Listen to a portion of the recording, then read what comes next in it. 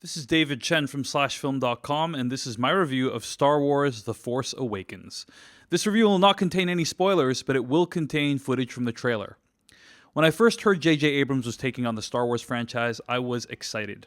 With his Star Trek film, Abrams showed he could take on an iconic and beloved franchise and transform it into something new and exciting, while still respecting its roots. I think with The Force Awakens, Abrams has done the exact same thing again, except that the Star Wars franchise fits in even better with his sensibilities. The Force Awakens is an exciting return to form for Star Wars. It extends the Skywalker saga while introducing some great new characters whose stories I think audiences will really get invested in.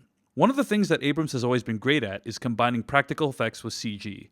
The Force Awakens certainly continues this trend. George Lucas's Star Wars prequels all look like they were filmed in front of a green screen, creating this plasticky, fake, weightless look. But The Force Awakens regains the sense of wonder we had with the original trilogy, introducing us to breathtaking, textured new worlds where anything seems possible.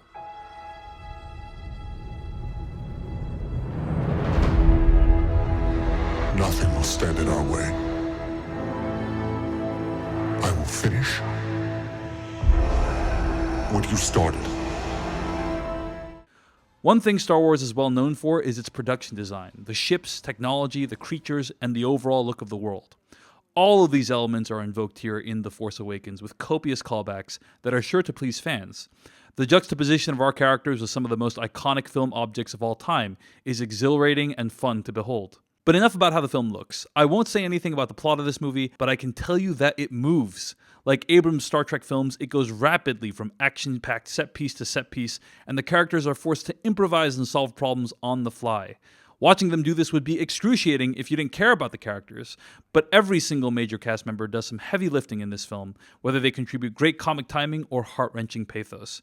And I can personally say that the BB-8 droid, in my opinion, is the MVP of The Force Awakens. Overall, the adventure these characters go on is exciting, visually spectacular, and has a few significant twists that I didn't see coming. It draws to a satisfying conclusion while still leaving the door open for many more questions to be answered in future installments.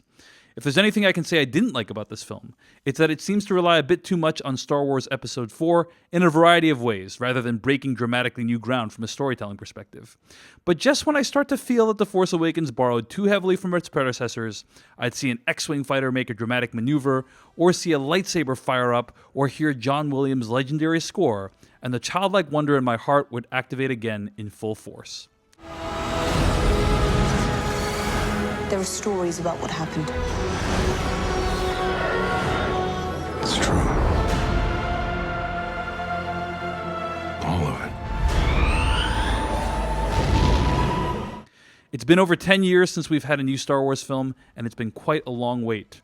While the prequels may have killed my desire to see any more films from this franchise, I can confidently say that Star Wars Episode 7 has reawakened my desire to see more of this world up on the big screen. Star Wars Episode 8 can't come quickly enough. We're counting on you, Rian Johnson. This is Dave Chen from /film.com. Subscribe to this channel for more videos, or find me at these other places.